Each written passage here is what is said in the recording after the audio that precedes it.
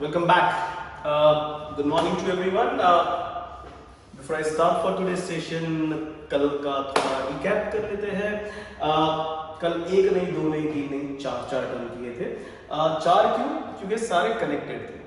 पहला जो टर्म हमने किया था that was based on credit transaction, जो हमने परसों के सेशन में देखा था, जिसमें हमने समझा था कि whenever there is a credit transaction तो both the parties involved will be mentioning each other's names.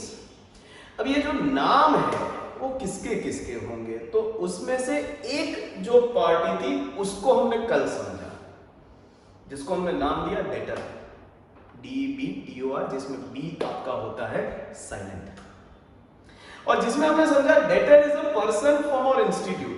If you can understand, अगर आप प्लास्टिक का बोतल बेचते हो तो अगर बैंक आपके वहां SBI आया कि हमारे स्टाफ के लिए हमें 100 बोतल चाहिए, 15 दिन के बाद पैसा देंगे, तो इफ यू कैन अंडरस्टैंड आपके लिए SBI बन जाता है आपका डेटर. अगर आपके पास जैसे मेहुल सर और रोहन सर आए थे तो दे आर इंडिविजुअल्स, और उन्होंने आपसे बोतल मांगी, पैसा किसी ने बोला 7 दिन के बाद, किसी ने बोला 15 दिन के बाद, तो वहां पर इंडिविजुअल बन जाता है आपका डेटर. अगर कोई कंपनी आती है, फॉर एग्जांपल रिलायंस से आपको ऑर्डर आता है कि मान लो 250 बॉटल्स चाहिए, पैसा 15 दिन के बाद देंगे, तो यहां पर कंपनी बन जाता है आपका debtor. So debtor is any person, firm और इंस्टीट्यूट टू हुम बिजनेस, यानी हमारे सारे केस स्टडीज जितने भी है उसमें हम किसके बिजनेस के एंगल से देखेंगे, तो आंसर इज राहुल सर के बिजनेस के एंगल से. ठीक है, तो राहुल सर का जो बिजनेस है तो उसके एंगल से अगर देखें तो एनी पर्सन फर्म और इंस्टीट्यूट टू हुम बिजनेस, यानी राहुल सर का बिजनेस हैज सोल्ड गुड्स और हैज गिवन सर्विस और has lended money, but from whom business, यानी राहुल सर का business is yet to receive benefit back. उस पर्सन, उस firm और उस इंस्टीट्यूट को हम कहेंगे डेटर. दूसरा जो हमारा टर्म था दैट वाज कैश डिस्काउंट. दो तरह के डिस्काउंट होते हैं, ट्रेड डिस्काउंट होता है, कैश डिस्काउंट होता है, जिसमें से ट्रेड डिस्काउंट बाद में बात करेंगे ऐसा बताया. मगर जब कैश डिस्काउंट की बात आती है, बेसिकली कैश डिस्काउंट क्या होता है, तो cash discount is an incentive. Incentive यानी टेम्पटेशन. इंसेंटिव यानी किसी को आप कुछ फायदा दिखा रहे हो, ठीक है. So it's an incentive given by seller to the buyer for an early payment. Hope that is clear, and it is with the consent. एक जन के लिए नुकसान होगा, एक जन के लिए फायदा होगा. जिसके लिए नुकसान होगा उसे हम कहेंगे डिस्काउंट अलाउड, वो नुकसान को कहेंगे उसकी बुक में डिस्काउंट अलाउड, और जिसको फायदा होगा उस फायदे को, जिसको फायदा हुआ उसकी बुक में लिखेंगे डिस्काउंट रिसीव. तीसरा जो टर्म हमने देखा जिसमें मेहुल सर ने पैसा नहीं दिया, और पैसा नहीं दिया तो क्या मारामारी करने जाएंगे? नहीं, सिंपल केस बेस करेंगे, मगर फिलहाल जब तक आई थिंक पैसा नहीं आ रहा, no point rather running behind him, simply get him out of the book. And when I get him out of the book, उनसे पैसा मिलने वाला था और अब नहीं मिलने वाला, मैंने मान लिया, तो ये हो गया मेरा लॉस. उस लॉस को हम कहते हैं बैड डेट्स. तो अगर कोई पूछता है बैड डेट्स क्या है, तो please don't say Mehul sir. नहीं, मेहुल सर बैड डेट्स नहीं है. इट इज मेहुल सर ने पैसा नहीं दिया, उसके वजह से जो बिजनेस को नुकसान हुआ, उस नुकसान को हम कहते हैं bad dates. Hope that is clear. So definition was when a debtor defaults either in full or in part, then such debtors are written off from the books, which results into a loss to business, and that loss in business is recorded as bad debts. और चौथा जो हमारा term था that was bad debts recovered, when वही Mehul sir 6 महीने बाद या may be 6 साल के बाद आपको पैसा वापस लौटाने आते हैं, जो आपने कभी एक्सपेक्ट नहीं किया था, वो बन जाता है आपका recovery of loss. Recovery of loss is nothing but gain, और उस गेन को हम कहते हैं bad debts recovered. Now this is what we did yesterday. आज क्या करने वाले हैं, तो if you can remember transaction, उसमें हमने क्रेडिट ट्रांजैक्शन की बात की. उसमें हमने बोला कि credit transaction is a transaction wherein settlement is postponed from the end of any one party. Hope that is clear. And in case of credit transaction, both the parties involved will be writing their names in their respective books. जिसमें से एक party को हमने debtor कहा, और समझा भी letter क्या होता है, और उसके रिलेटेड भी काफी टर्म समझ लिए। तो वो जो दूसरा पार्टी है उसको क्या कहेंगे और उसको कैसे रिकॉर्ड करेंगे, वो समझेंगे आज के सेशन में। Hope that is clear. हमारा आज का जो टर्म बनने वाला है that is something called as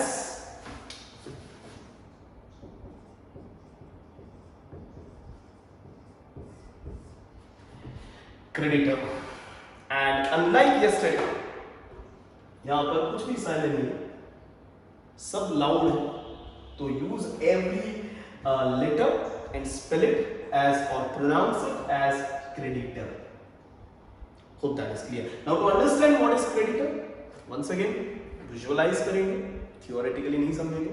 So let's go to a small play and let's understand who is creditor of the business. Once again, before you start the play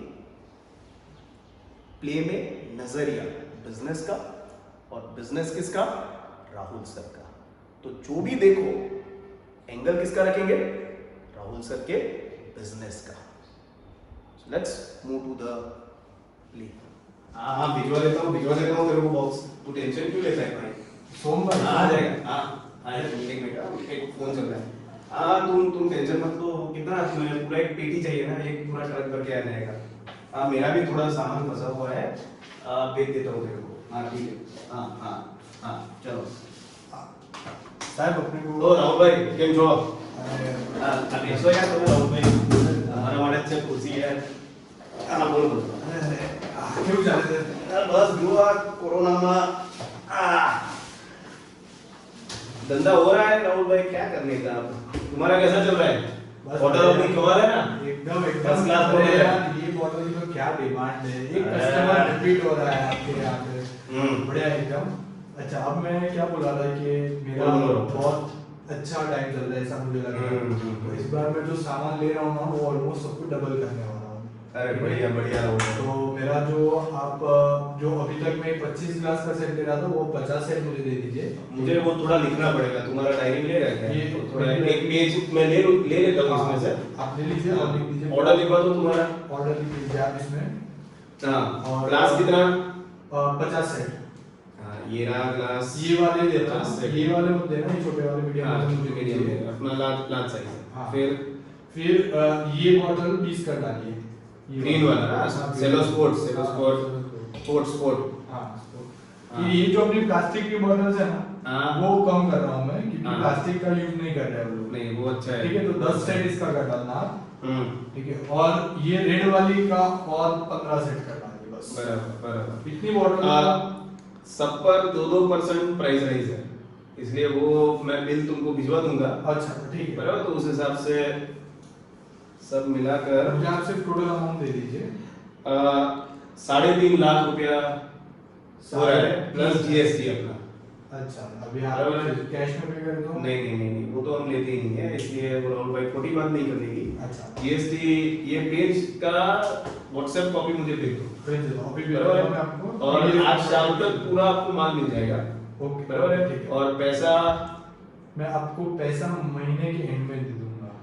Rahul भाई महीना थोड़ा देख लो यार, पैसा अभी मैं पक्का कैश नहीं मैं मिलेगी, पक्का- प्रॉब्लम है आपको थोड़ा। आपको पता है ना, आपके वहां से मेरी दुकान में हर सामान आपके वहां से ही आता है। वो सही बात है। आप इस बार एक काम करो, 20 दिन में दे दो। ठीक है चलो 20 दिन में मैं आपको आपका पैसा लौटा दे रहा हूँ। हाँ। ठीक है, और मैं पक्का आपको कॉल करके आ जाऊंगा। ठीक है, आपको कॉल करने का भी जरूरत नहीं पड़ेगा, मैं आ जाऊंगा। ठीक सही बात है। तो एक काम करता हूँ, देखो 20 दिन में आप पैसा दोगे, मैं आपको शाम तक सामान दे दूंगा। बराबर है, यानी मुझे आपसे 3.5 लाख प्लस जीएसटी लेने का बाकी है। लेने का बाकी है। बाकी। ठीक है, मैं अपनी बुक में लिख लूंगा। ठीक है, कि मुझे आपसे अब पैसा आप बुक में लिख दीजिए। हाँ लेना बाकी है। हाँ। और आप क्या लिखोगे? मुझे लिखना पड़ेगा, मेरे बिजनेस का है तो लिखना ही पड़ेगा। बराबर बात है। नामा होता है तो मेरा। नहीं तो मैं समझ मुझे हाँ। लगा शायद आपने लिखा है तो हाँ। ठीक है, कोई दिक्कत नहीं है। मैं मेरे बिजनेस में ये लिख रहा हूँ। ठीक है, मेरे बिजनेस की जो बुक्स है ये मैं लेके आया हूँ कि मैंने आपसे गुड्स ले लिए, लेकिन मैंने आपसे बेनिफिट मतलब ले लिया है, लेकिन बेनिफिट अभी भी आपको देना बाकी है, और वो बेनिफिट मैं आपको 20 दिन के बाद दूंगा।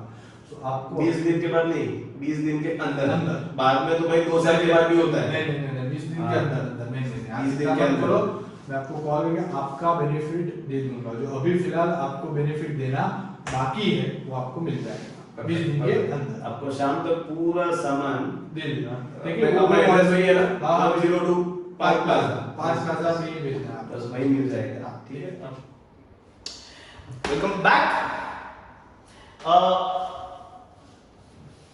प्ले में दो लोग दिखे, एक राहुल सर दिखे जो कांस्टेंट है, जिनके एंगल से ये पूरा सारे टर्म्स हम समझ रहे हैं, और दूसरा मैं दिखा, ठीक है, गॉगल्स वॉगल्स पहन के फोन पर बात करते हुए। मैं कौन था? राहुल सर कौन थे? तो Rahul sir, if you can understand, was a retailer, और मैं या तो होलसेलर था या तो प्रोड्यूसर था।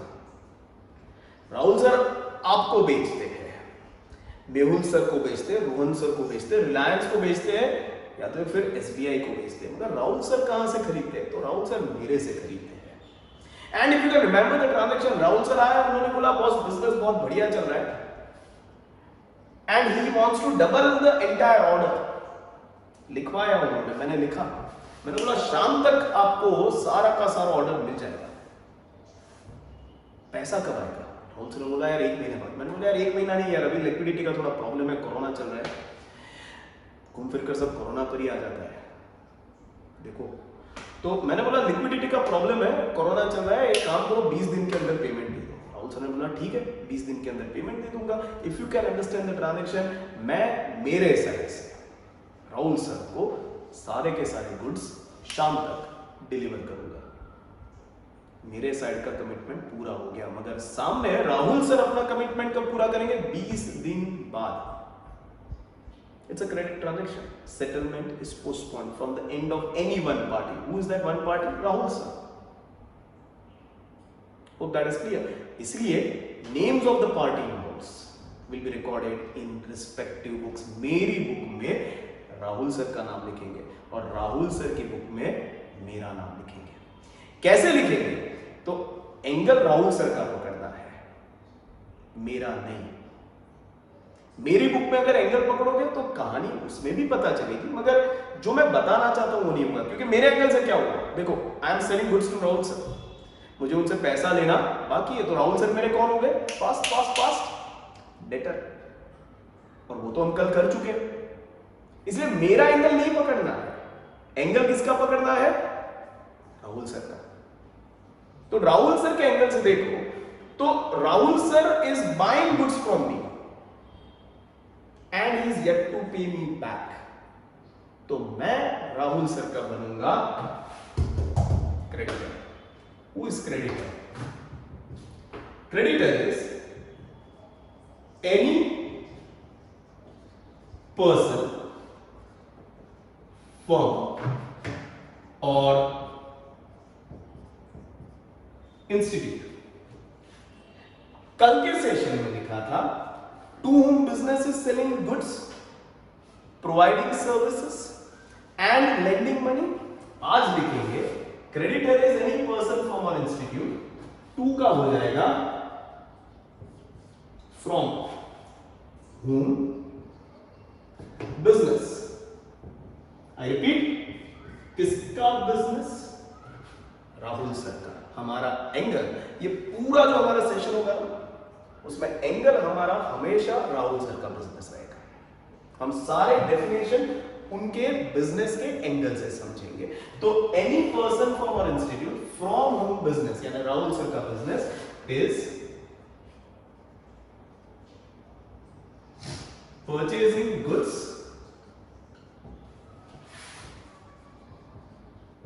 Seeking services or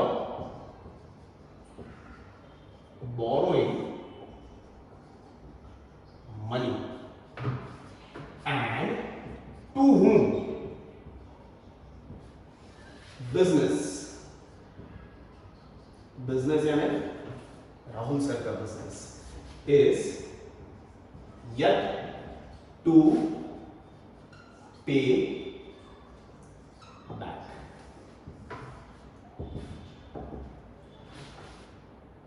Such person, firm or institute is creditor of the business.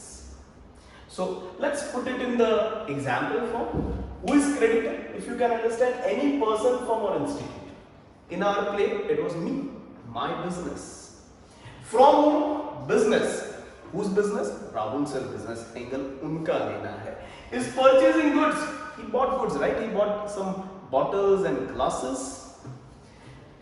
Or seeking services or borrowing money, and to whom? Business. Whose business? Rahul sir's business is yet to pay back. Such person from our institute is creditor of the business. यानी अगर आसान शब्दों में बोलूं तो creditor कौन है? तो आंसर इज जिसको आपको बेनिफिट देना बाकी है।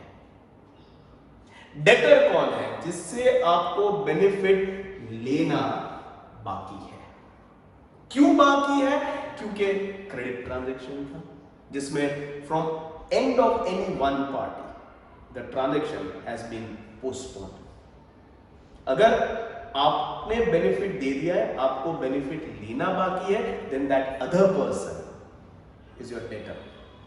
अगर आपने बेनिफिट ले लिया है, आपको सामने बेनिफिट देना बाकी है, then that other person is your creditor.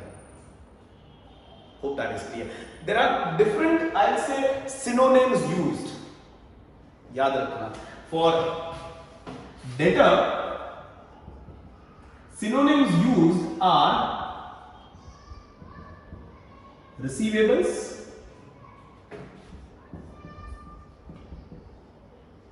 customers. Hope that is clear. For creditor, synonyms used are creditors, payables, जिनको पे करना बाकी है, suppliers, who are supplying you goods, debts, और यहां पर आएगा dues. These are different synonyms.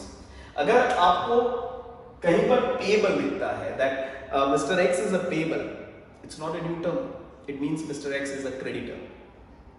It means कि Mr. X से हमने goods या तो खरीदे है, सर्विस या तो ली है, या तो पैसा लिया है, मगर उनको पैसा लौटाना, सर्विस लौटाना, गुड्स लौटाना बाकी है. Hope that is clear. अगर सप्लायर यूज किया है तो भी उसका मतलब क्रेडिटर है, और अगर डेट्स यूज किया है तो भी उसका मतलब क्रेडिटर है. These are different synonyms that you use for the same word creditor. On the same line, अगर डेटर के लिए, डेटर के बदले अगर रिसीवेबल लिखा है तो उसका मतलब भी डेटर ही होता है.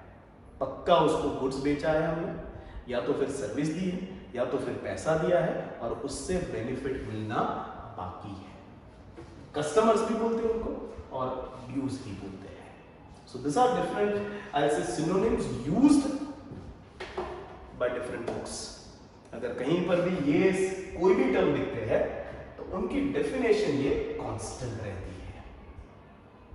Hope things are clear to everyone. क्योंकि कल बहुत बड़ा सेशन था तो आज थोड़ा छोटा कर देते हैं. ठीक है, आज के लिए सिर्फ ये एक टर्म. ठीक है, अच्छी तरह से देखना, सेशन छोटा है. ठीक है, एक बार में समझ में आ जाना चाहिए. ठीक है, इसके रिलेटेड पीडीएफ और होमवर्क आपको मिल रहे होंगे, तो देखते रहना, समझते रहना, डाउट पूछते रहना.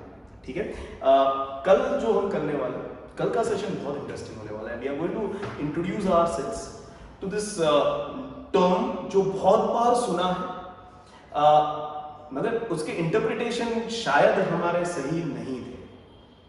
अब इंटरप्रिटेशन ही सही करेंगे. वो टर्म होने वाला है कल का समथिंग कॉल्ड एज असेट.